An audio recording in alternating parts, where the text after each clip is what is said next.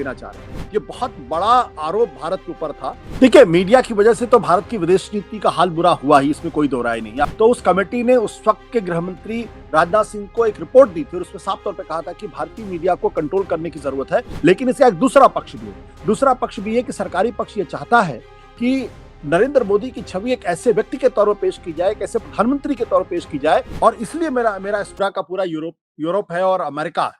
और उनका यह कहना है कि दरअसल पुतिन ने यूक्रेन पे हमला करके एक हमलावर देश का रुख अख्तियार किया है और जिसकी वजह से पुतिन के खिलाफ अरेस्ट वारंट भी इशू है। तो पुतिन के साथ भारत के रिश्ते, मैं कह सकता हूं कि निश्चित तौर पर तलवार की धार पर चलना है। और इसकी वजह से आपने देखा कि भारत के ऊपर अमेरिका ने 25% का एक्स्ट्रा टैरिफ लगाया था, जिसका असर भारत की अर्थव्यवस्था पर पड़ता हुआ साफ दिखाई पड़ रहा है।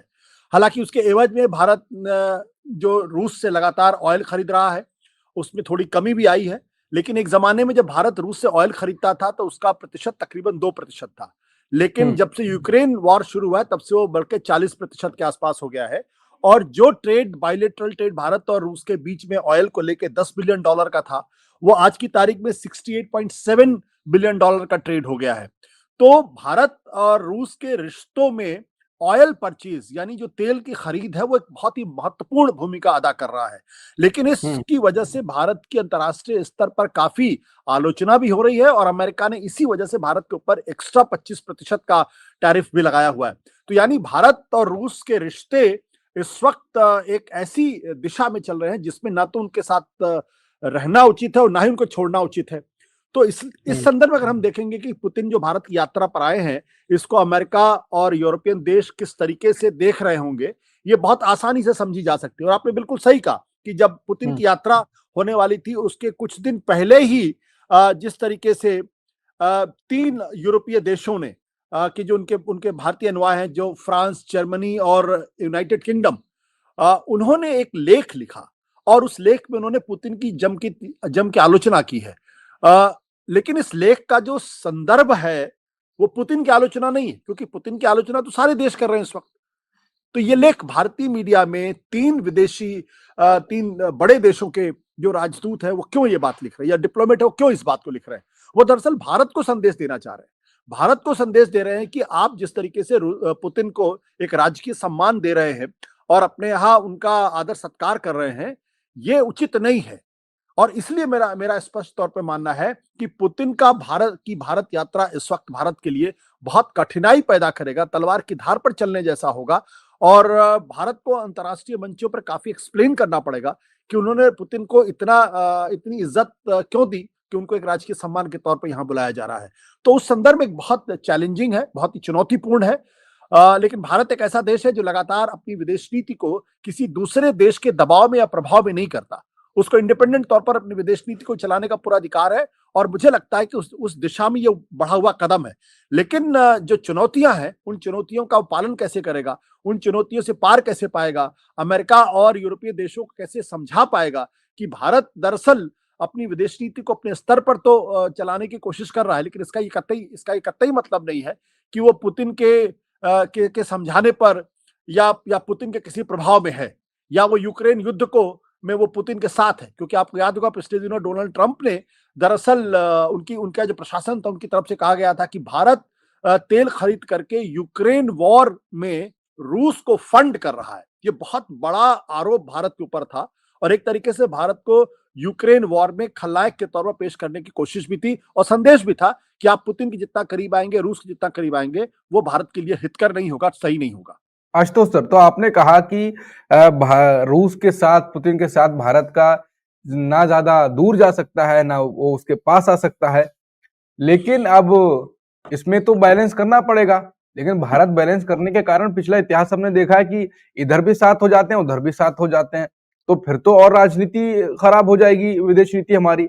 और दूसरा, एक होता है बैलेंस करना, दूसरी तरफ उसमें हमारी एक मीडिया भी है, वो इतना हो हल्ला करेगी, इतना हो हल्ला करना शुरू हो गया है कि विदेशी लोग भी जो उसको देख रहे होंगे, तो क्या एक तरफा पूरा माहौल वैसे भी बन जाता है, पर खराब मीडिया भी इसमें एक रोल निभाएगी? देखिए, मीडिया की वजह से तो भारत की विदेश नीति का हाल बुरा हुआ ही, इसमें कोई दो राय नहीं। आपको अच्छी तरीके से याद होगा कि कश्मीर के मसले पर आज से कई साल पहले जब सरकार ने कमेटी बनाई थी कि वो जाके जमीन पे देख के आए कि दरअसल वहां पे क्या हालात हैं और उन हालात का कैसे मुकाबला किया जाना चाहिए, तो उस कमेटी ने उस वक्त के गृह मंत्री राजनाथ सिंह को एक रिपोर्ट दी थी और उसमें साफ तौर पे कहा था कि भारतीय मीडिया को कंट्रोल करने की जरूरत है, क्योंकि उनकी वजह से कश्मीर में हालात काफी बिगड़ते हुए दिखाई पड़ रहे हैं। आप अंतर्राष्ट्रीय मंचों पर देख लीजिए जिस तरीके से भारत की मीडिया वो चीन को पोर्ट्रे करने की कोशिश करता है या अमेरिका को पोर्ट्रे करने की कोशिश करता है और बार बार ये जताने की कोशिश करता है किस तरीके से ड्रैगन को तो हाथी ने पटक के मार दिया है।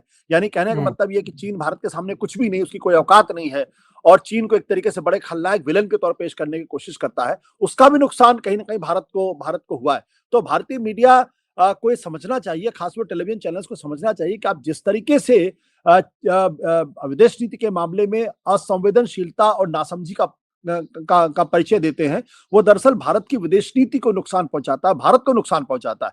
लेकिन इसका एक दूसरा पक्ष भी है। दूसरा पक्ष भी है कि सरकारी पक्ष ये चाहता है कि नरेंद्र मोदी की छवि एक ऐसे व्यक्ति के तौर पर पेश की जाए, एक ऐसे प्रधानमंत्री के तौर पर पेश की जाए कि पूरी दुनिया उनके औ में है, पूरी दुनिया उनके आभा मंडल में पूरी तरीके से मंत्रमुग्ध है। और देखिए पुतिन जैसा आदमी जो रूस के राष्ट्रपति है, वो भी प्रधानमंत्री नरेंद्र मोदी के आभा में है। और जब नरेंद्र मोदी कुछ बोलते हैं तो चीन भी डर जाता है, पाकिस्तान भी डर जाता है, कश्मीर में लोगों की हालत खराब हो जाती है। अमेरिका के राष्ट्रपति डोनाल्ड ट्रंप उनके उनके उनके व्यक्तिगत मित्र है। लेकिन पिछले 5-6 महीनों में अगर आप देखें, खासतौर पहलगाम घटना की बाद से, तो क्या पहलगाम घटना के बाद रूस ने पाकिस्तान की किसी तरीके से आलोचना की कि आतंकवाद के मसले पर? यहां तक कि जब ऑपरेशन सिंदूर हुआ और जब सीज फायर हुआ तो क्या रूस भारत के साथ खड़ा हुआ? बिल्कुल खड़ा नहीं हुआ।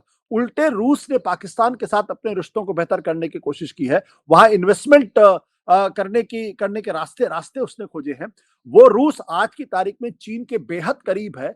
वो चीन जिससे भारत अपने रिश्तों को बेहतर करने की तो कोशिश कर रहा है, लेकिन चीन और भारत के बीच में रिश्ते बहुत ही तनावपूर्ण है। जिस तरीके से हमने गलवान में देखा था कि हमारे कितने सैनिकों की जान गई थी, वो शहीद हुए थे और चीन लगातार भारत को कमजोर करने की कोशिश कर रहा था। चीन रेयर अर्थ मेटल भारत को देने से मना कर रहा था। चीन भारत को यूरिया फर्टिलाइजर देने से मना कर रहा था, जिसकी वजह से भारत के अंदर यूरिया की क्राइसिस खड़ी हो रही थी, या जिसकी वजह से भारत में जब आप रेयर अर्थ मेटल नहीं देते हैं तो उसका असर क्या होता है? उसका असर ये होता है कि हमारे यहाँ जो जो तमाम इलेक्ट्रिक व्हीकल्स हैं या जो फोन बनाने की पूरी प्रक्रिया है, उस पर असर पड़ता है। तो एक तरफ चीन वो देश है जो भारत के साथ सैनिक स्तर पर भी एक तनावपूर्ण रिश्ते में है, दूसरा आर्थिक स्तर पर भी भारत को कमजोर करने की कोशिश कर रहा है और ऐसे हालात बनाना चाहता ताकि भारत चीन के साथ जाके खड़ा हो जाए और उसकी जी हुजूरी करे।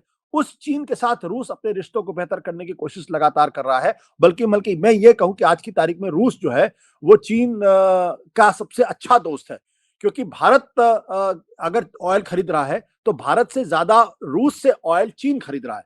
तो जब हमने सीज फायर हुआ और पूरी दुनिया ने देखा कि रूस भी भारत के साथ खड़ा नहीं हुआ, तो वैसी स्थिति में हम अपनी विदेश नीति के बारे में क्या टिप्पणी करें?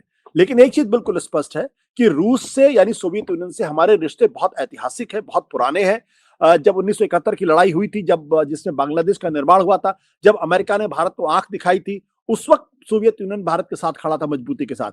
और दूसरी बात यह है कि भारत रूस के साथ अपने रिश्तों को तोड़ना अफोर्ड भी नहीं कर सकता है, क्योंकि बहुत सारा हमारा जो सैनिक साजो सामान है वो हम रूस से खरीदते हैं। तो इन सब चीजों को देखते हुए ये बिल्कुल तलवार की धार पर चलना होगा और उसमें गिरने का भी खतरा है और कामयाबी के साथ जो है आगे निकलने का भी की भी उम्मीद है।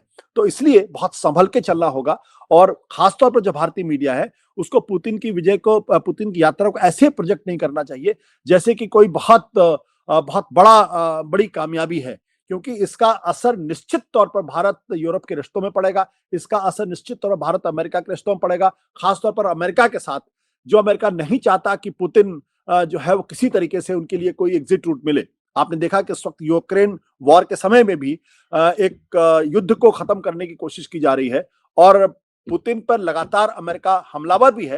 हालांकि जो फॉर्मूला दिया है वो फॉर्मूले में ऐसा लगता है जैसे रूस के साथ खड़ा है, लेकिन ऐसा परसेप्शन जो बन रहा है वो भी ठीक बात नहीं। तो भारत के लिए मुश्किल है, लेकिन ऐतिहासिक दोस्ती है और पुतिन अगर भारत आ रहे हैं तो ठीक है, लेकिन उसको